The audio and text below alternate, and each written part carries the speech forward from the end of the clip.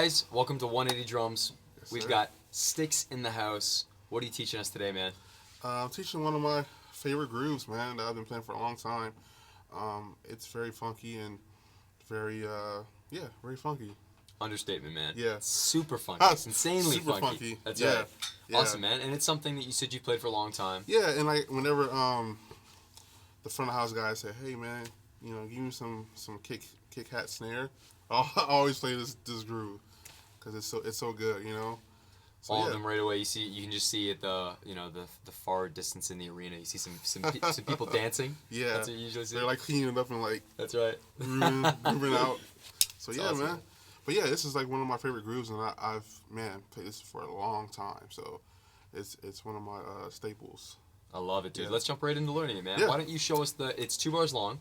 Do you want to just play the 2 bars and then stop so we can hear Yeah, it? yeah. 1, 2, 3.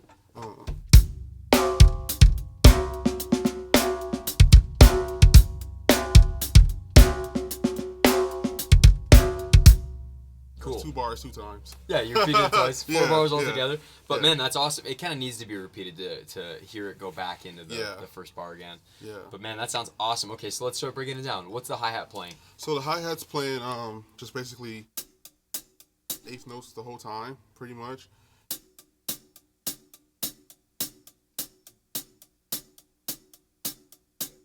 Eighth notes the whole time, and then the tricky part I think is the snare with the ghost notes. Yes, there's a lot going on. You're playing 2 and 4, but then there's some 16 notes that's happening for the ghost notes. So I'll play the hi-hat with the snare, and I'll slow it down, and then we'll throw in a kick later. Awesome. We do that. All right. So 1, 2, 3.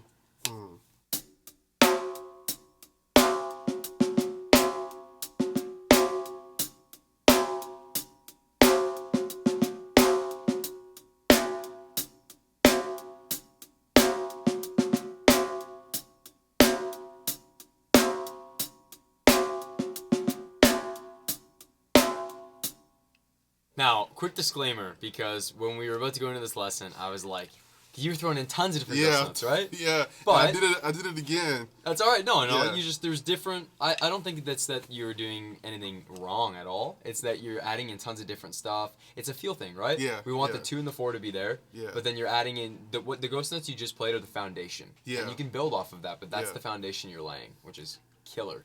It sounds killer. So I can do it even slower. Yeah, just that'd be great. So ready? 1, 2, 3.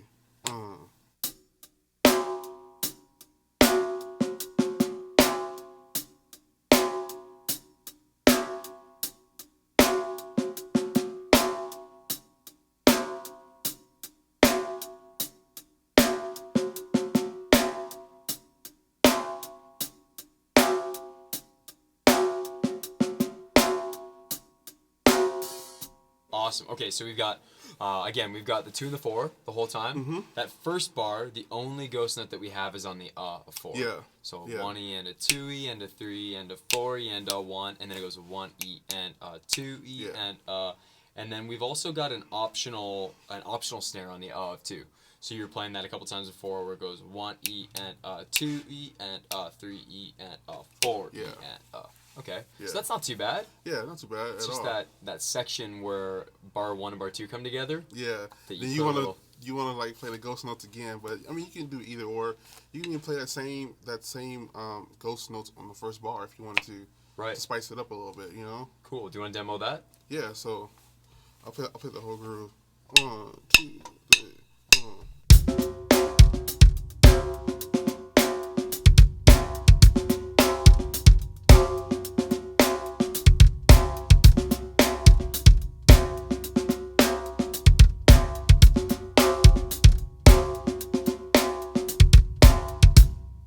Yeah. Woo!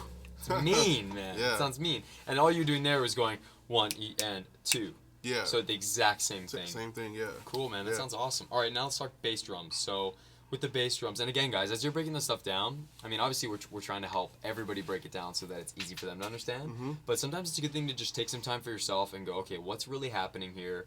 do I understand for sure, like we were talking about over lunch, we were talking about how we'll listen to different guys and try and break down what they're doing. Yeah. And it can be super daunting, man. Like you were saying, you had to break down an entire Earth, Wind, and Fire in track. high school. Not just the drums, though. Yeah, but the vocals, too. Like every note. It's crazy, man. Oh, crazy. But it's good, though, because then, like, it helps your sight reading, Yes.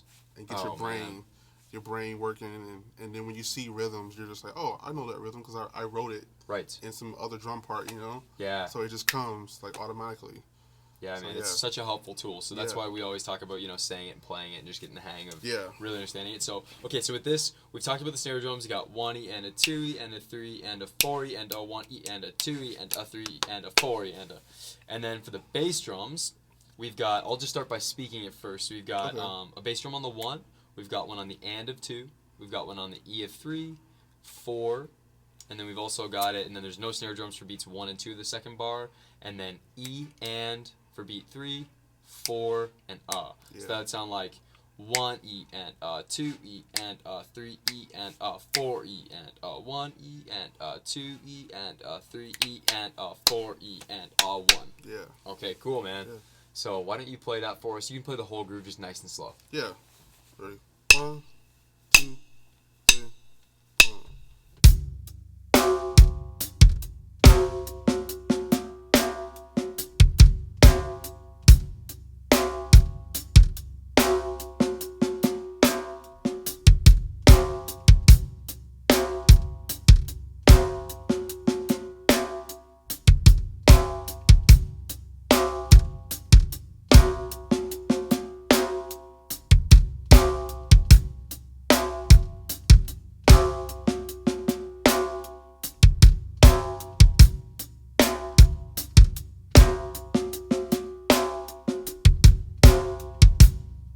Now I gotta ask, can you play that on the ride cymbal so we can hear what that would sound like? Yeah. 1, 2, 3, 1.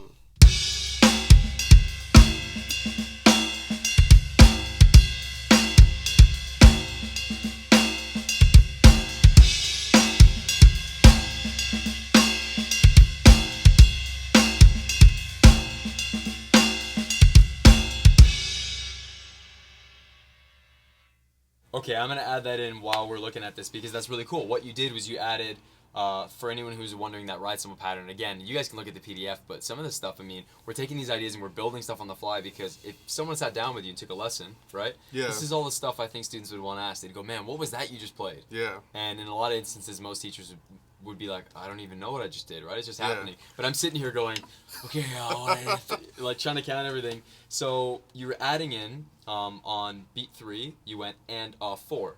And you're accenting that bell pattern. You're accenting all the quarter notes, playing those 8s. So, and then you're just accenting that end of 4. So, 1E and a 2E and a 3E and a 3E and a 4. So that's just a little cool thing you did with the right hand. Yeah. Put you on the spot, man. It's awesome though, man. We're breaking this stuff down. We're getting a better understanding. So, cool, man. The ride cymbal brought up a different idea. Yeah. Sounds awesome, man. You said you use this a lot at soundcheck. Mm-hmm. What kind of a track would this fit with? Would it be like a funk track? Yeah, definitely funk, for Yeah. sure. Yeah. Because I can hear guitar just... Because, like, there's so...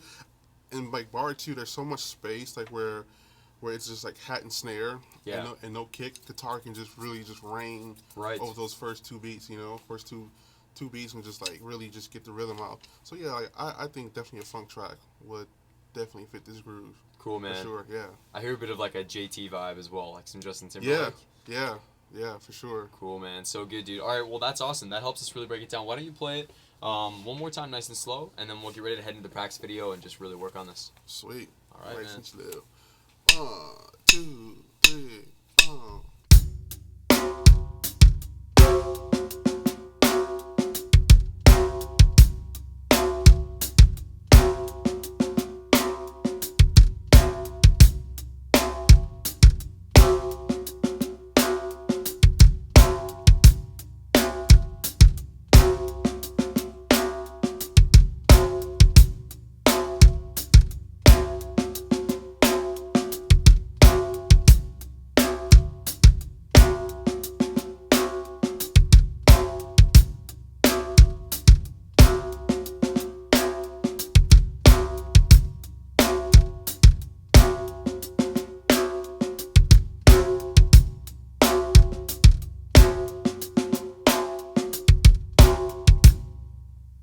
right, man. Play us out Yeah. full speed.